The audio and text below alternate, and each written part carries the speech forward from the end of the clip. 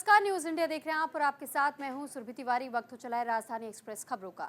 CM Dhami ने major general Manoj Tiwari से मुलाकात की। राज्य में अग्निवीर भर्ती को लेकर के हुई चर्चा। राज्य और जनपद स्तरों पर कैंप भी लगाए जाएंगे। भर्तियों में सेना को सरकार अब पूरा सहयोग देगी, ये पुष्कर सिंह धामी की ओर से कहा गया। दरअसल मुख्यमंत्री पुष्कर सिंह धामी से कल मुख्यमंत्री आवास में मेजर जनरल मनोज तिवारी से मुलाकात हुई थी और ये भेंट के दौरान की ली गई तस्वीर हम आपको इस वक्त दिखा रहे हैं। उन्होंने ये कहा कि अग्निवीर भर्ती में उत्तराखंड से 4,500 अभ्यर्थियों का चयन किया गया है। 2,000 रिक्त पदों पर भी जल्द भर्ती की जाएगी। मेजर जनरल मनोज तिवारी ने कहा कि आने वाली भर्तियों में भी राज्य से अधिक युवा हिस्सा ले सके, इसके लिए राज्य और जनपद स्तरों पर कैंप लगाए जाएंगे। मुख्यमंत्री पुष्कर सिंह धामी ने यह कहा कि उत्तराखंड सैनिक बहुल प्रदेश है। उन्होंने कहा है कि उत्तराखंड में होने वाले भर्तियों में सेना को पूरा प्रशासनिक सहयोग दिया जाएगा। सेना द्वारा राज्य में जो कैंप लगाए जाएंगे उसमें राज्य सरकार हर संभव सहयोग देगी।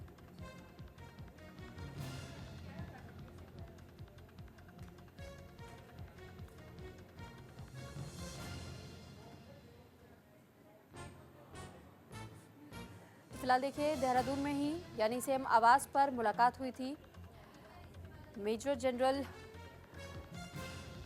की और सीएम धामी के बीच में। ऐसे में मेजर जनरल मनोज तिवारी और पुष्कर सिंह धामी के बीच जो मुलाकात हुई उस दौरान ली गई तस्वीरें भी इस वक्त हम आपके समक्ष रख रहे हैं। आप इन तस्वीरों को देख पा रहे हैं।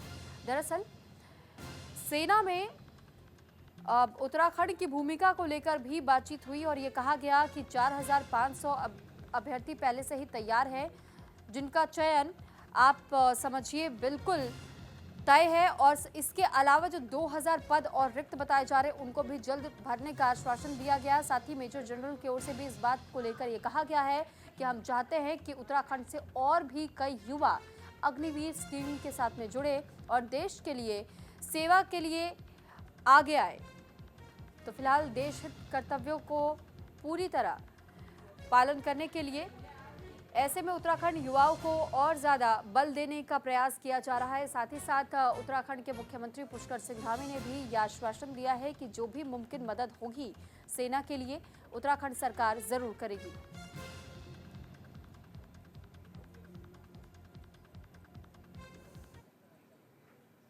उत्तराखंड में शीतलहर को लेकर के अलर्ट जारी हुआ है। सीएम धामी ने हाई लेवल मीटिंग भी इस दौरान बुलाई। बैठक में सतर्कता बरतने के लिए भी दिशा निर्देश जारी किए गए।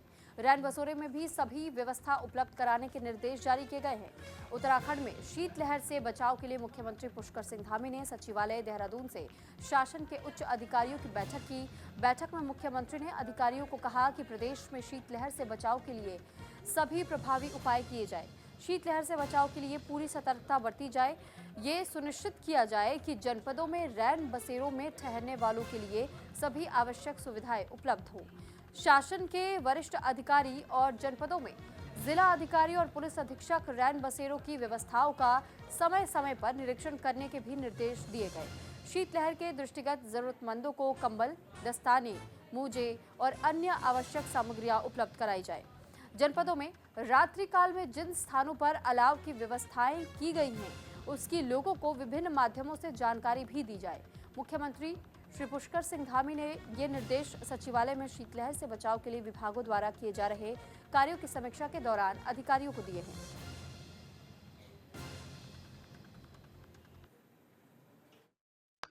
शीतकाल में चूँकि हमारे गरीब वर्ग के लोग हैं, दूर दराज के लोग हैं और बाहर से आने वाले जो हमारे पर्यटक हैं, श्रद्धालु हैं, उनको किसी प्रकार की परेशानी ना हो, इसलिए जगह जगह पर अलाव जलाए जाएं, कंबल का वितरण जहां हो सकता है नए लोगों को, ज़रूरतमंद लोगों को किया जाए। साथ में सड़कें इत्यादि जो बंद हो जाती हैं बीच में कहीं बर्फबारी के कारण से उसको खोलने की तत्काल व्यवस्था हो।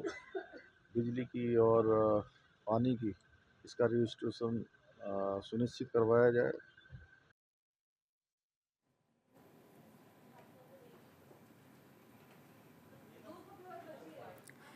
तो वहीं अब खबरों में आगे बढ़ते हुए इस बीच एक और खबर आपको देहरादून से जुड़ी हुई दे देते हैं। दरअसल देहरादून में मुख्य सचिव राधा रतूड़ी ने एक बैठक की।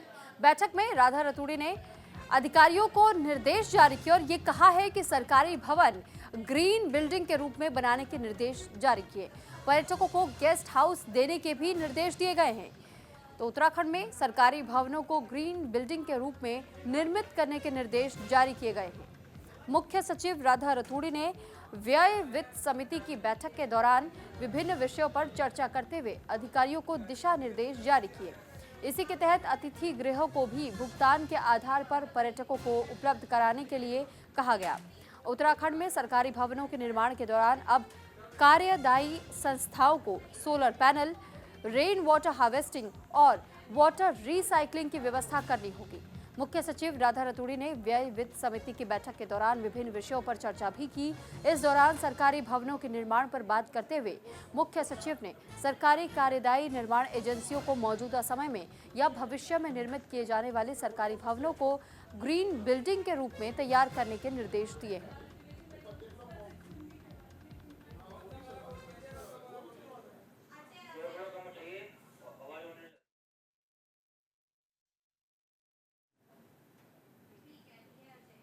देहरादून में बीजेपी चुनाव समिति की बैठक आज होनी है और ऐसे में उत्तराखंड बीजेपी निकाय चुनाव प्रबंधन समिति की बैठक होगी। दोपहर 12 बजे बीजेपी प्रदेश मुख्यालय में ये बैठक का आयोजन होना है। समिति की बैठक में चुनावी रणनीति को लेकर के चर्चा भी की जाएगी। तो प्रदेश अध्यक्ष महेंद्र भट्ट और प्रदेश महामंत्री इस दौरान मौजूद रहेंगे। तो फिलहाल देखिए, देहरादून में बीजेपी लगातार ये कोशिशें कर रही है कि चुनाव जैसे जैसे नज़दीक आ रहे हैं ऐसे में पहले ही तैयारियां अपनी पूरी कर ली जाए। तो बीजेपी निकाय चुनाव से पहले ही एक और बैठक का आयोजन कर रही है। बीजेपी प्रदेश मुख्यालय में ही ये बैठक होने वाली है। दोपहर 12 बजे का समय बताया जा रहा है जब इस बैठक की शुरुआत होगी और चुनाव को लेकर के चर्चा की जाएगी।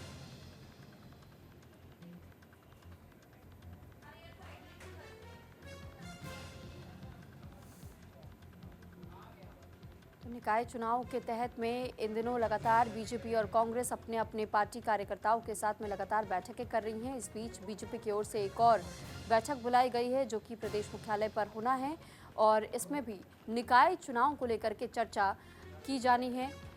रणनीति बीजेपी की ओर से तैयार की जा रही है पहले से कि इस बार के चुनाव में किस तरीके से पार्टी को और मजबूत करना है, कैसे ये चुनाव जीता जा सकता है, कार्यकर्ताओं में किस तरह जोश भरा जा सकता है। तो फिलहाल दोपहर 12 बजे का समय दिया गया। अनुज अवस्थी देहरादून से हमारे संवाददाता हमारे साथ जुड़ चुके हैं ज़्यादा जानकारी के साथ। अनुज, बीजेपी की जो बैठक होने वाली है, इस बैठक में क्या सिर्फ चुनाव को लेकर के चर्चा होनी है या चुनाव जीतने के बाद क्या रणनीति उनकी होगी, इस पर भी विचार विमर्श किया जाएगा? क्योंकि बीजेपी अभी से बहुत कॉन्फिडेंट दिखाई दे रही है। बिल्कुल, आज दोपहर 12 बजे से बीजेपी चुनाव समिति की बैठक है। बीजेपी प्रदेश कार्यालय में ये बैठक आयोजित है।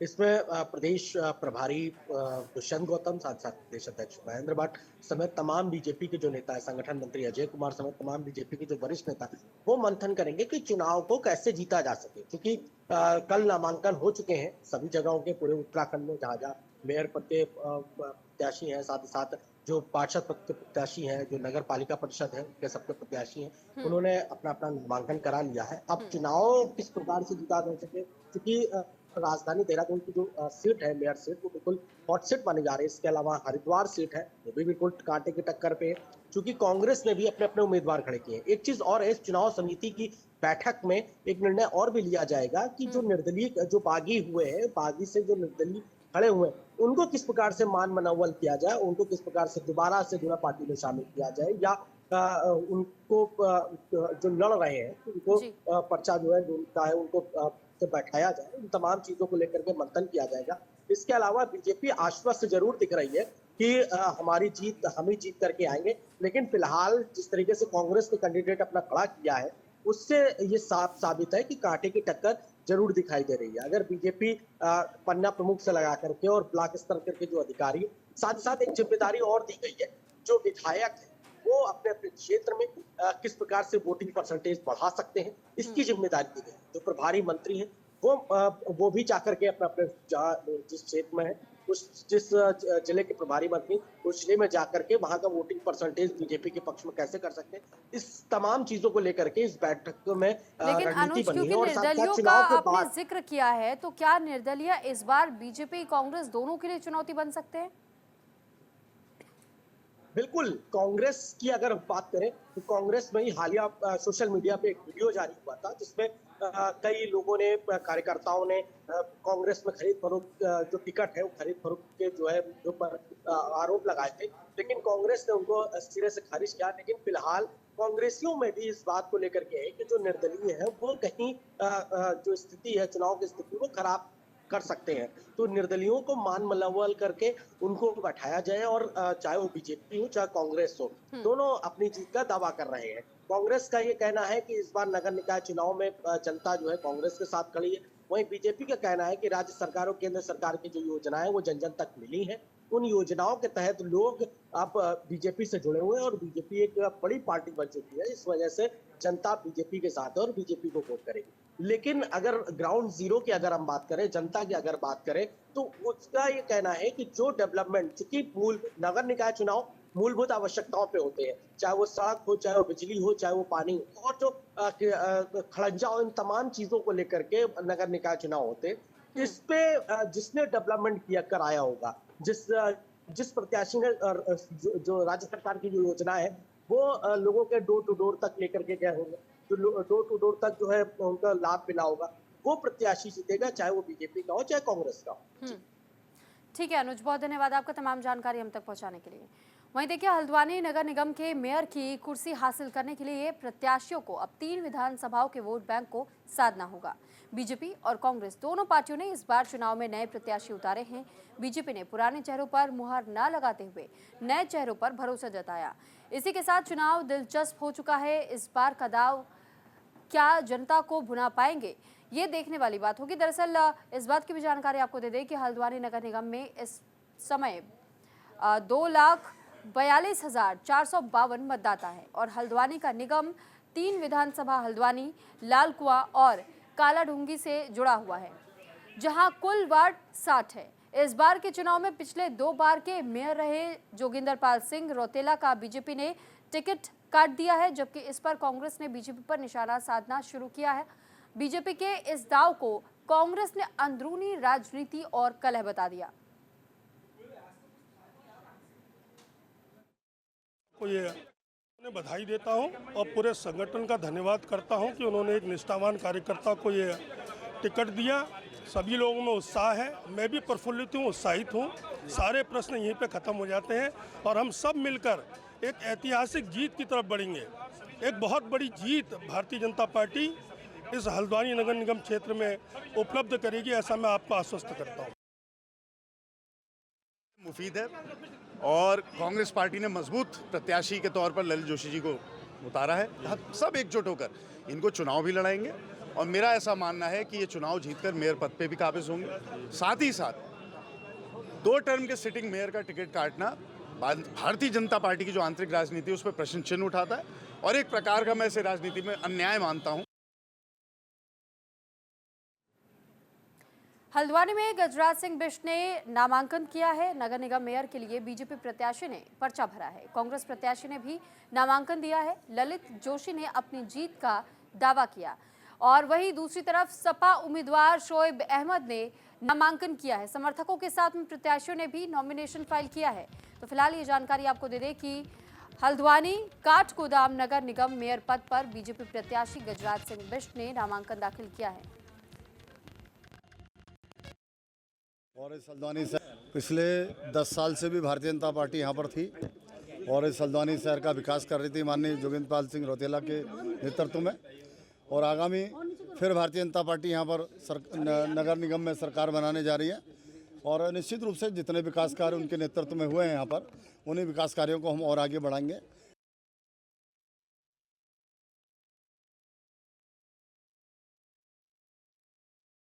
फिलहाल देखिए, इस बात की जानकारी आपको दें कि बीजेपी ने हल्द्वानी नगर निगम में 2 बार मेयर रहे जोगिंदर पाल सिंह रौतेला का टिकट काट करके 32 साल पुराने कार्यकर्ता गजराज बिष्ट को मेयर का उम्मीदवार बनाया। गजराज इससे पहले उत्तराखंड मंडी परिषद के अध्यक्ष और बीजेपी के प्रदेश महामंत्री रह चुके हैं। अपना नामांकन दाखिल करने के बाद गजराज सिंह बिष्ट ने कहा कि अपनी 32 साल पुराने कार्यकर्ता पर भरोसा जताकर पार्टी ने उन्हें मेयर का टिकट दिया तो वो पार्टी और आम जनता की उम्मीद पर खरा भी उतरेंगे। इसके साथ ही गजराज ने अपनी जीत का भी दावा किया है।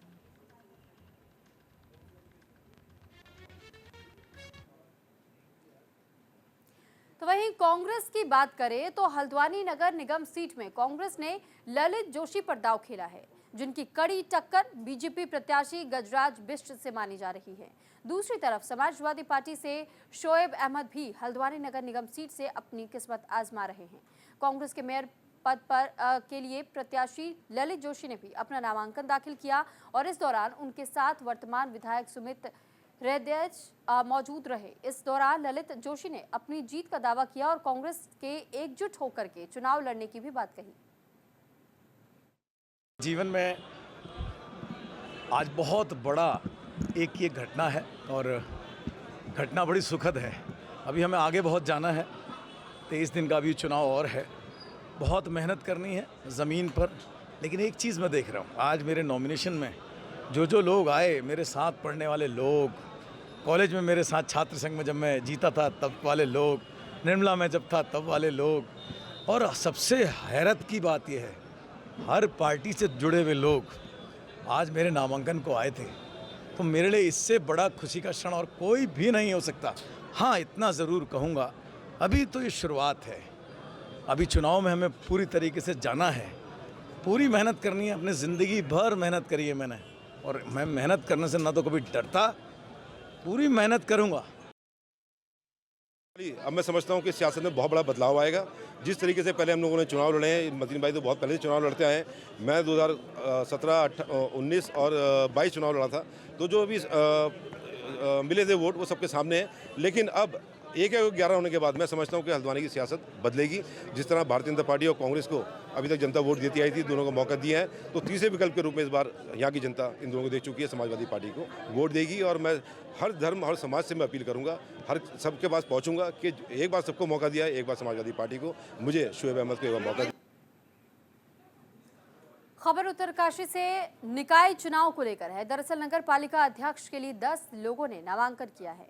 प्रत्याशियों ने समर्थकों के साथ किया रोड शो, लोगों से वोट देने की भी अपील की है।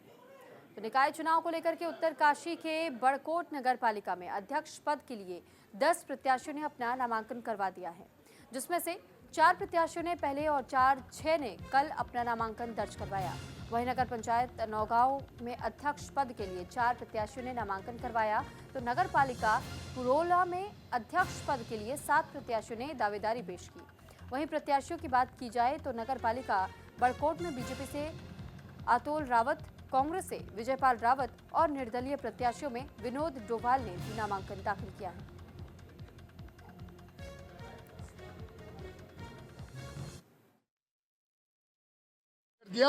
वहां कांग्रेस पार्टी ने कांग्रेस की दरी बिछाने से लेकर झंडा लगाने से संघर्ष करने वाले आदमी को टिकट दिया है। तो ये टिकट आज जनता का टिकट है। आज कांग्रेस ने जनता के फैसले के साथ अपनी मोहर लगाई है। और रही विकास की बात, मैं बार बार कहना चाहता हूं कि हमारी रमाई घाटी में ये पता नहीं चलता है कि ग्राम पंचायत का विकास अलग होता है या ग्राम। जिस प्रकार से देश में नरेंद्र मोदी जी बहुत ही बेहतरीन काम कर रहे हैं और हर युवा के, हर बुजुर्ग के, हर महिला के जो दिल में अपनी जगह बना रहे हैं, ठीक उसी प्रकार मैंने सोचा था कि देखो देश के अंदर वो जब सब लोगों के लिए इतना अच्छा काम कर रहे हैं, वैसे ही प्रदेश के अंदर भी हमारे पुष्कर सिंह धामी जी बहुत अच्छा काम कर रहे हैं। लेकिन जो हमारी डबल इंजन की सरकार है, आदरणीय प्रधानमंत्री नरेंद्र भाई मोदी जी और हमारे प्रदेश के यशस्वी मुख्यमंत्री माननीय पुष्कर सिंह धामी जी, जो प्रदेश को देश का सर्वश्रेष्ठ राज्य बनाने के लिए रात दिन काम कर रहे हैं और विकास की गति प्रदेश को दे रहे हैं। उस विकास की गति को, क्योंकि ये छोटी जो नगर इकाइयाँ हैं, ये भी इस विकास की कड़ी को आम जनता तक पहुंचाने के लिए बहुत महत्वपूर्ण होती हैं। देखिए, हमारी जो बड़कोट की नगर पालिका है, पहले नगर पंचायत थी, तकरीबन 40 साल पुराने इसकी उम्र हो गई है। नगर पंचायत रही थी नगर पालिका, और यहाँ पे जो बुनियादी सुविधाएं जो आम जन को होनी चाहिए थी, वो एक गांव के बराबर भी नहीं है। तो मेरी सोशल मीडिया में डाल दिया था कि मेरा 30 तारीख को निर्दलीय प्रत्याशी के रूप में नामांकन है और मैंने सभी देवतुल्य जनता जनार्दन को अपील की थी कि मेरे इस नामांकन को सफल बनाने में सभी मेरा सहयोग करें। आगे मैं आपको बताना चाहूँगा, मैं एक सैनिक हूँ और 32 साल देश सेवा की है। श्री पुष्कर सिंह धामी जी और प्रदेश अध्यक्ष माननीय श्री महेंद्र भट्ट जी का दिल की गहराइयों से हार्दिक अभिनंदन एवं स्वागत करता हूं, जिन्होंने नगर पालिका क्षेत्र के मतदाता भाइयों बहनों और जनता की जमीनी आवाज़ को महसूस किया और मुझे भारतीय जनता पार्टी का प्रत्याशी बनाया। अल्मोड़ा से इस वक्त की एक बड़ी खबर आपको बता दें, निकाय चुनाव को लेकर के रस्साकशी तेज हो चुकी है। बीजेपी और कांग्रेस ने अपनी पूरी ताकत झोंक दी है। बीजेपी कांग्रेस ने नामांकन से पहले रैली निकाली। बीजेपी के बागी उम्मीदवार ने भी नामांकन दाखिल किया। उत्तराखंड के अल्मोड़ा जिले की नगरपालिका राज्य की सबसे पुरानी पालिका मानी जाती है। अल्मोड़ा नगरपालिका की स्थापना 1864 में हुई थी। राज्य सरकार ने इस साल इसे नगर निगम घोषित किया। यहाँ प्रमुख तौर पर हमेशा से कांग्रेस और भारतीय जनता पार्टी आमने सामने रही। दिलचस्प बात यह है कि अल्मोड़ा नगरपालिका पर आज तक बीजेपी अपना कब्जा नहीं जमा सकी। यहाँ हमेशा से कांग्रेस ने एक छत्र राज किया। बता दें कि सभी प्रत्याशी नामांकन कर चुके हैं। निगम बनने के बाद पहली बार अल्मोड़ा में निकाय चुनाव हो रहे हैं। ऐसे में यह चुनाव और भी खास हो जाता है। नामांकन के आखिरी दिन बीजेपी और कांग्रेस प्रत्याशियों ने अल्मोड़ा में रैली निकाल करके शक्ति प्रदर्शन किया। गौरतलब है कि ओबीसी आरक्षित अल्मोड़ा सीट में मुख्य मुकाबला बीजेपी और कांग्रेस का है। बीजेपी से अजय वर्मा ने नामांकन पर्चा भरा है, जबकि कांग्रेस से भैरव गोस्वामी मेयर की सीट के लिए नामांकन दर्ज कर चुके हैं। वहीं बीजेपी के बागी मनोज वर्मा ने भी नामांकन पर्चा भरा है।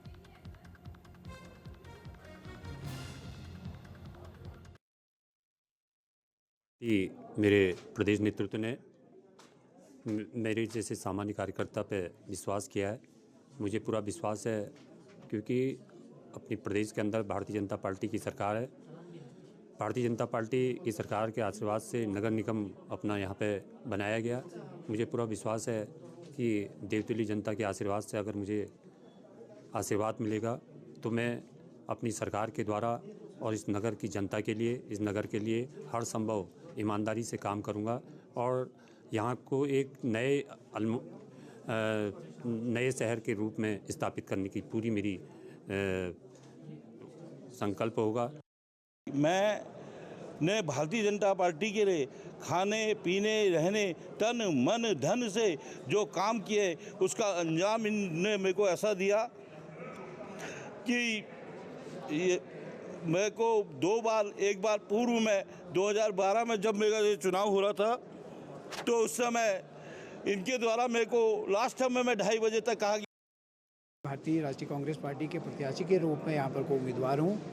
मैं आज नामांकन करके भी आप बाहर आके आप सबसे पहले आप लोगों के सम्मुख पेश हुआ हूँ। आप सभी का मैं हृदय से आभार और धन्यवाद करता हूँ। मैं निश्चित रूप से कांग्रेस के परिवार की तरफ से जिस तरीके से उत्साह का माहौल है, निश्चित राष्ट्रीय कांग्रेस इस मेयर के प्रत्याशी के रूप में मुझे उतारा है, उसमें एक बहुत बड़ी जीत निश्चित पाने वाली है। इसी के साथ फिलहाल इस बुलेटिन में इतना ही। नमस्कार।